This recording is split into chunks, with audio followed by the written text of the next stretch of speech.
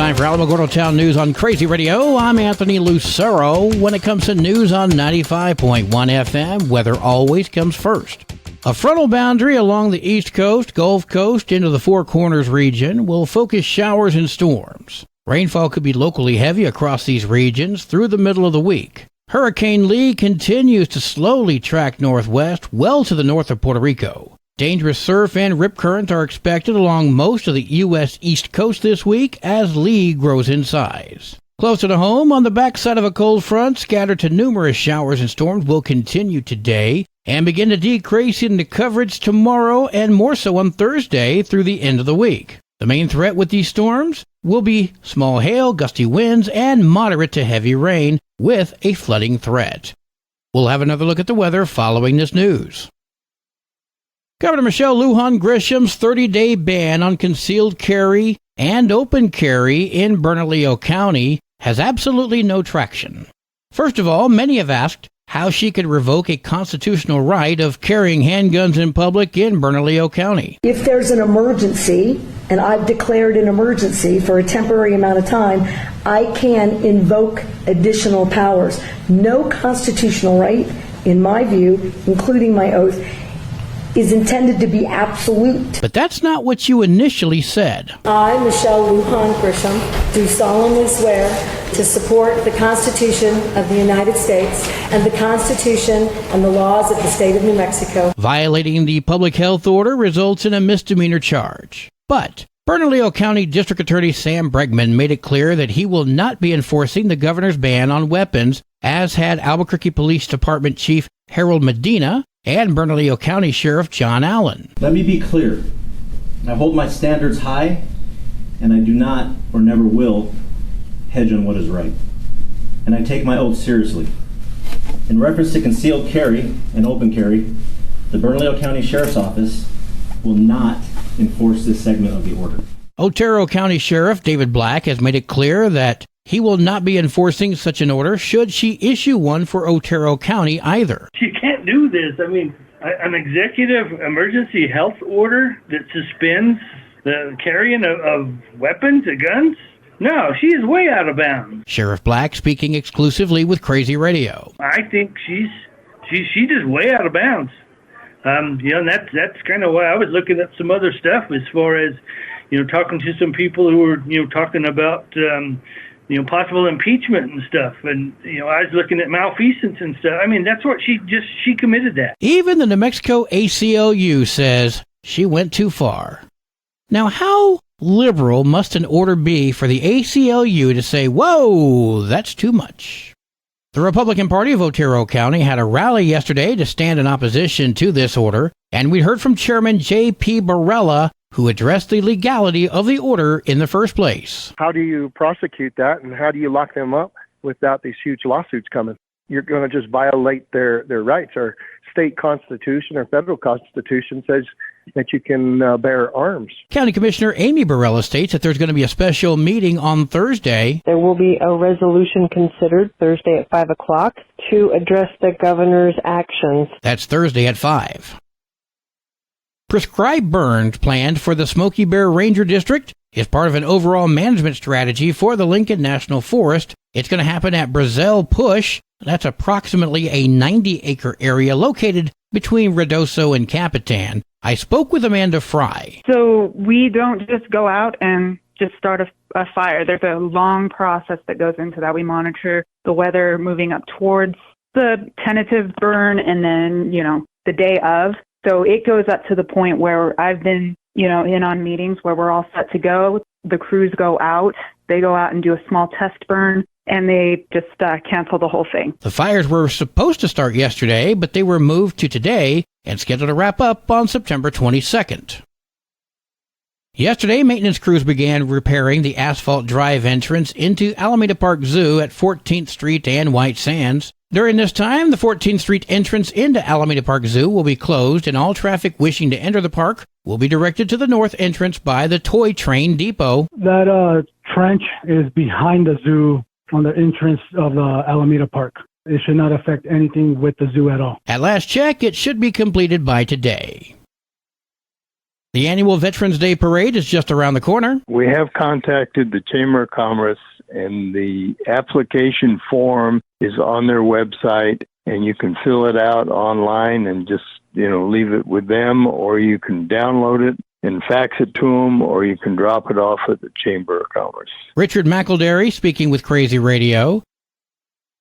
Well, today is Tuesday, time for an introspective from Pastor Johnny Walker. This is Johnny Walker with your weekly introspection.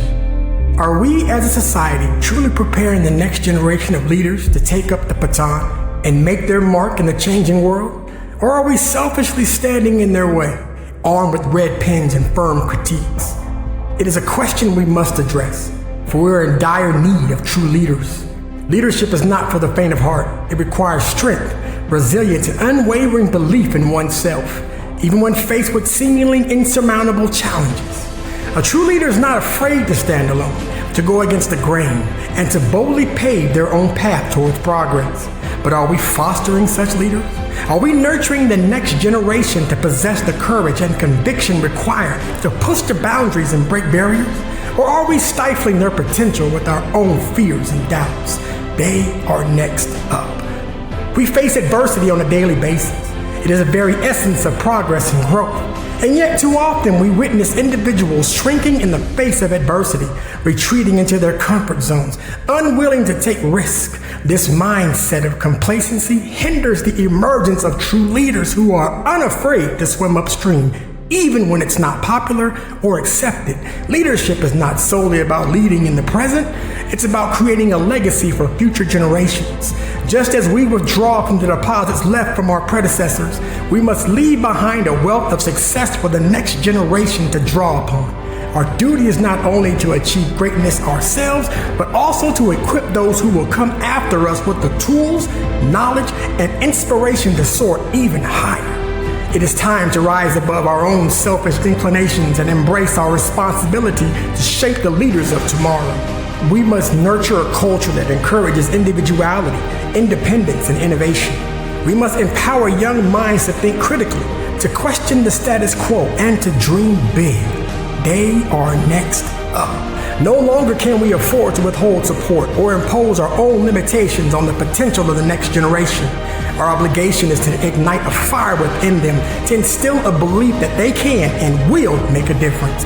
We must create environments that cultivate courage, resilience, and a hunger for positive change. Let us no longer stand as obstacles in the path of progress, but as gilding lights, mentors who shine a beacon of hope and guidance. Together, we can mold a generation of leaders who are unafraid to stand alone, to believe in themselves when no one else does, and to leave their indelible mark on the world.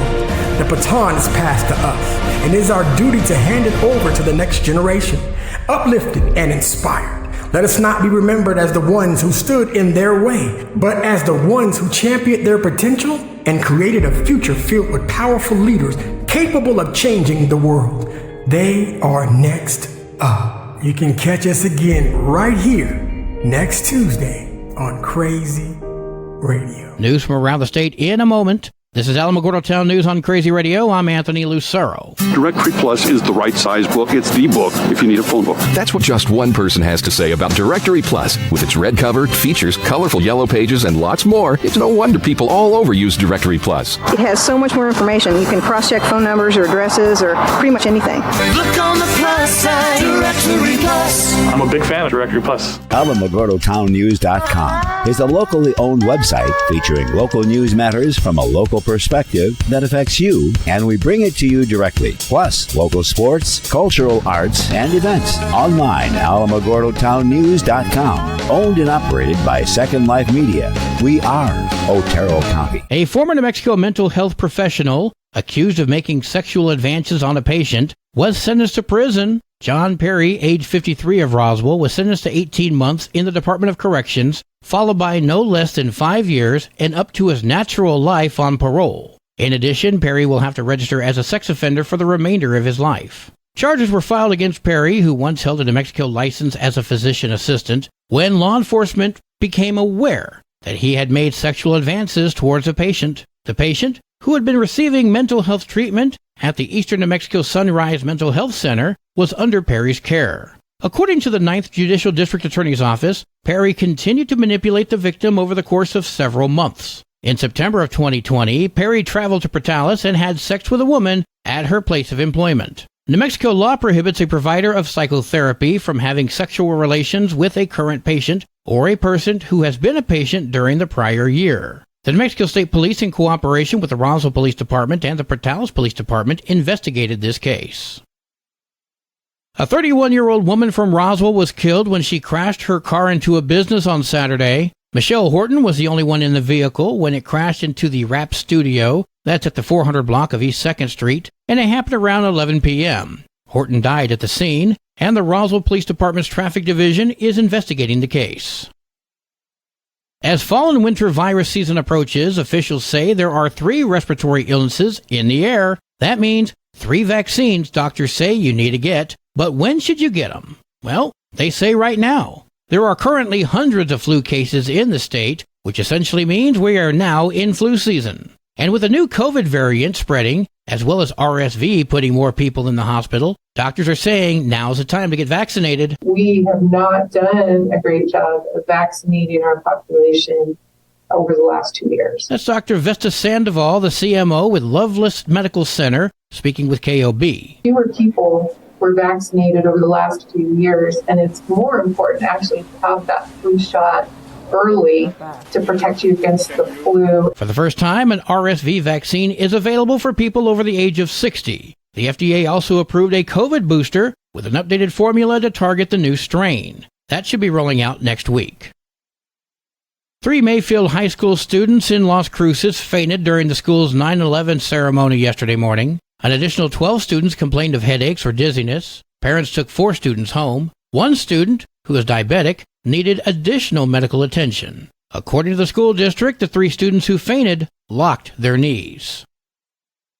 For any parent, losing their child in a crowd is the worst scenario imaginable, but New Mexico State Police has a tool to help: Tag Your Tots. This year, they brought back Tag Your Tots to the New Mexico State Fair. Ray Wilson with the New Mexico State Police spoke with KOB. There usually is an incident almost every year where a child will wander off or get separated from their parents. And like I said, there's 50 state cops out here at any given time. The state police will have a Tag Your Tots booth set up at the fair this year. And state police advises that every kid at the fair should also get a band.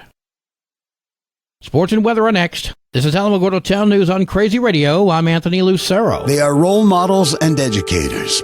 Their work requires a great deal of time and energy for very little pay. Who are these unsung heroes? Thanks, Coach. Thanks, Coach. The simple truth about education-based athletics in New Mexico is this: without a committed team of coaches and administrators, they just wouldn't be possible. School sports, they bring out the best in all of us. This message presented by the New Mexico Activities Association and the New Mexico Athletic Directors Association. In volleyball action today, Capitan heads to Hondo, Military Institute at Loving, Animas at Lordsburg, Hot Springs at Redoso, Hatch Valley at Mesilla Valley Christian, Da Vinci at Chaparral, Santa Teresa heads to Alamogordo. Go Lady Tigers!